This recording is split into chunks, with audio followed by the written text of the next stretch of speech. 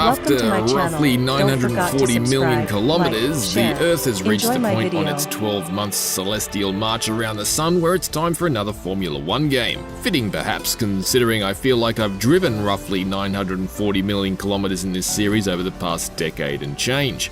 Jokes aside, it's a testament to the incredible robustness of the Codemasters brand of open-wheel motorsport magic that climbing back into the cockpit each year remains a pleasure, and F123 is no exception.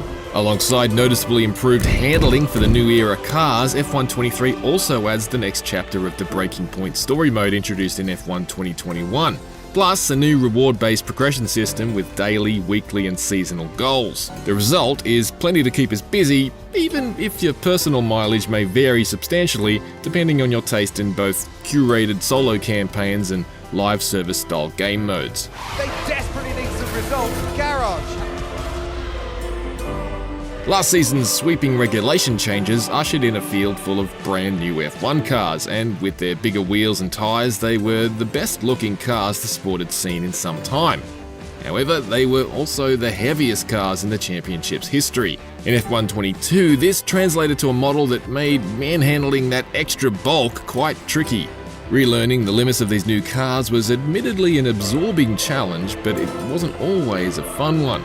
There was definitely a fickleness to the way the cars had a tendency to both understeer coming into corners and oversteer while trying to throttle out of them. In F123, drivability has improved dramatically. There's still a sensation of bulk here in the hefty new era cars, but they feel considerably more cooperative, grippier and more stable, especially clipping curbs. Better still, for those of you without a wheel, there's a truly excellent intuitiveness to the gamepad controls this year. This was most evident to me while navigating slow corners in narrow street circuits and snapping out of early slides when getting on the throttle a little too hard. I don't know if I've ever really been able to catch oversteer so effectively on a humble analog stick in any F1 game ever. F123 is easily the best the F1 series has ever felt on a traditional controller. The cars feel lively and dangerous, but they respect your commands. It's like walking an obedient Doberman through a butcher's shop. It's been a cracking race so far, and it's all up for grabs. Absolutely, Crofty. Some fantastic driving here today. Breaking Point 2 is the continuation of the story Codemasters kicked off in F1 2021, and despite the fact its 17 chapters ultimately only lasted me a few sessions over a couple of days, it's definitely my favourite part of F1 23. Pull over now, please. Pull over now. This is getting ridiculous. For the purposes of a good yarn, Breaking Point 2 adds a fictional 11th team called Computer Spec to the grid, much like we've been doing ourselves in My Team mode since F1 2020. The upshot here is that it seems to have resulted in a story with a bit more substance this time around. Emotion and conflict both run a little higher than I would suspect might have been possible within the bubble of an existing team with real-world sponsors. Check the comms. Shoddy workman always blames his tools, eh? Also, while Breaking Point 2 may move to a predictable enough conclusion, I was pleasantly surprised to be caught unawares by at least a couple of unexpected developments. Oh, that's not good! Oh no! Devon Butler spins! He's out! While the original Breaking Point concentrated on the chalk and cheese driving pair of rookie Aiden Jackson and retiring Dutch journeyman Casper Akkerman, Breaking Point 2 broadens its lens. The focus here is really the whole Computer Spec team, from the drivers, Jackson and his longtime nemesis Devon Butler, Sounds like there's a right show going on in here. What am I missing? to likeable team principal Andre O'Connor. Also in the frame is Davidoff Butler, Devon's father and the CEO of Computer Spec's primary sponsor, plus up-and-coming F2 driver Callie Mayer, who's being managed by Ackerman. This one has no respect for elders. As with the original Breaking Point, the events in Breaking Point 2 are a mix of scenarios with specific challenges to achieve as Jackson, Mayer and even Devon Butler himself. Some events are full races, but most are mid-race situations where you may find yourself asked to finish ahead of specific drivers or teams, salvage or defend your position after dealing with some bad luck, or capitalise on some smart strategy. Overachieving this time around can earn you bonus objectives, and doing so ranks you up within the story mode to unlock new responses to press questions and internal staff queries, but it doesn't change the overall story, just minor side stories and conversations along the way. That said, I really like the structure, I appreciate the variety, and I enjoy having goals. Make up so many spots, don't finish behind so-and-so. Maybe I just like being bossed around. Right now, I want you to go and get those places back. Come on, let's go. Perhaps surprisingly, considering his role in F1 2021, Jackson takes a bit of a back seat in Breaking Point 2. This actually may be for the best, as I found him even harder to warm to this time around, although some of that may be to do with the fact that he's still probably the least fleshed out character. We learned very little about Jackson in the first Breaking Point, and we learn even less here. I know. I want a chance to prove what I can do, though. The spotlight instead has shifted to the ambitious mayor and the smarmy Devon Butler. Oi, oi! Did you miss me?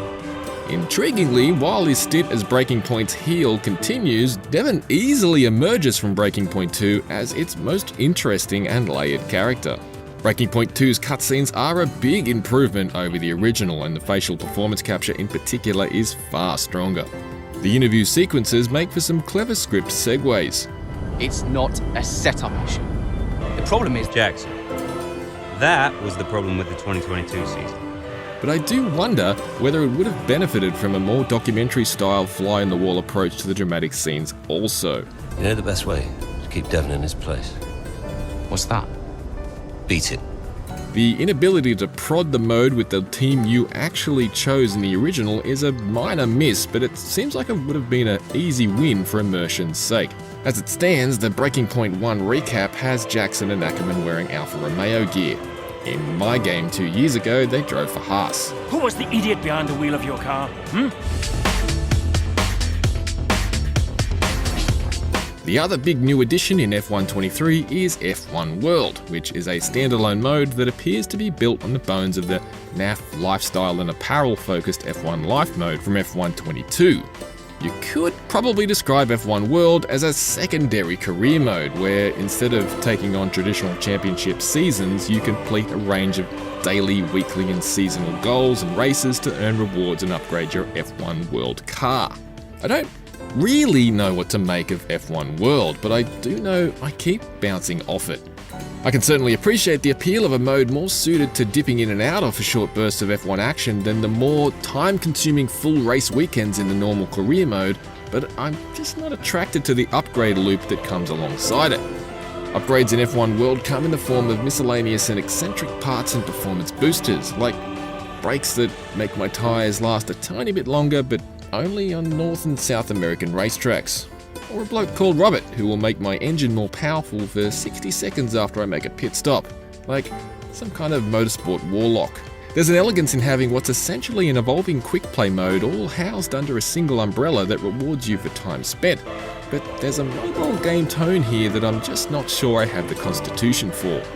If you're in the same boat, the traditional career and my team modes remain present.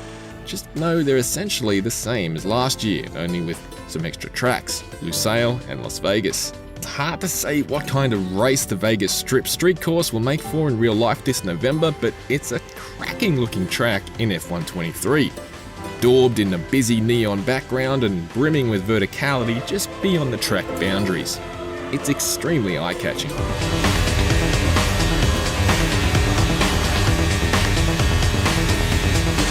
F1 23 is a far heartier package than F1 22, with 26 tracks, the enjoyable next chapter of the Breaking Point story mode that began in F1 2021, and, for players who love to recline back into the couch and race, the best gamepad handling in the series ever. The racing-focused secondary career mode F1 World is also likely to be a step in the right direction after last year's F1 Life for some, although it's equally probable its arcade-inspired loot-based upgrade system will be divisive amongst traditionalists. For more recent verdicts, check out our reviews for Street Fighter 6 and System Shock.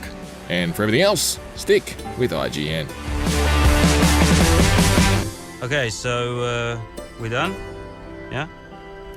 Cool.